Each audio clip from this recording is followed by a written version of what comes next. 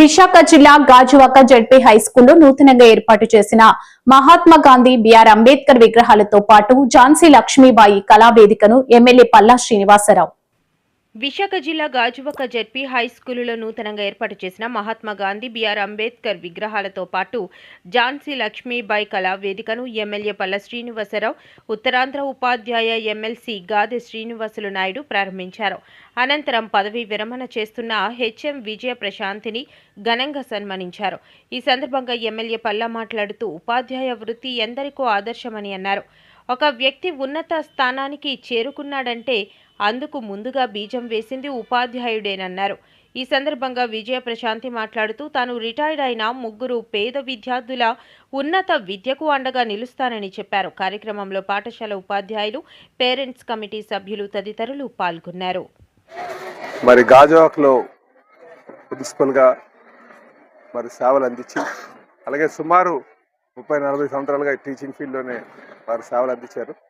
Prashanti madam గారు వారి ఈరోజు రిటైర్మెంట్ సందర్భంగా మరి వాళ్ళకి రిటైర్మెంట్ లైఫ్ అంతా హ్యాపీగా ఉండాలని చెప్పేసి కోరుకుంటూ వాళ్ళకి హ్యాపీ రిటైర్మెంట్ లైఫ్ అని చెప్పి వాళ్ళకి విష్ చేస్తూ అలాగే ఈరోజు ప్రిన్సిపల్ మేడం రిటైర్మెంట్తో పాటు వారు ఇక్కడ అంబేద్కర్ గారు ఒక విగ్రహాన్ని అలాగే మహాత్మా గాంధీ గారి విగ్రహాన్ని కూడా ఇక్కడ ఆవిష్కరించడం జరిగిందండి.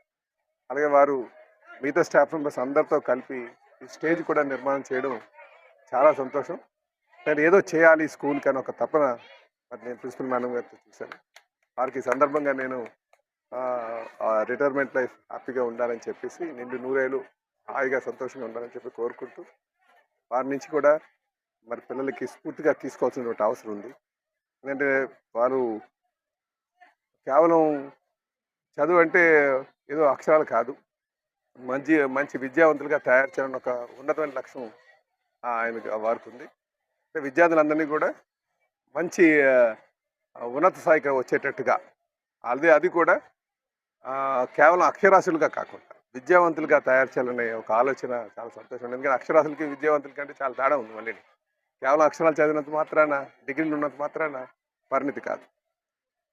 పూర్తి పరిణితి ఎప్పుడు వస్తుందంటే విద్యావంతులుగా తయారు చేస్తే మరి ఆ ఉన్నతమైన లక్ష్యాలతో మరి ప్రిన్సిపల్ మేడం గారు ఉన్నారు. చాలా సంతోషం. వారు ఆ విగ్రహాల విషయంలో కావచ్చు, స్టేజ్ విషయంలో కావచ్చు, వాళ్ళ కొలీగ్స్ అందరితోనే కూడా కలుపు వెళ్ళే విధానం కావచ్చు చాలా సంతోషంగా ఉంది. వారి రిటైర్మెంట్ ఫంక్షన్లో కూడా పాల్గొనడం మాకు ఆనందంగా ఉందని తెలియజేస్తాను.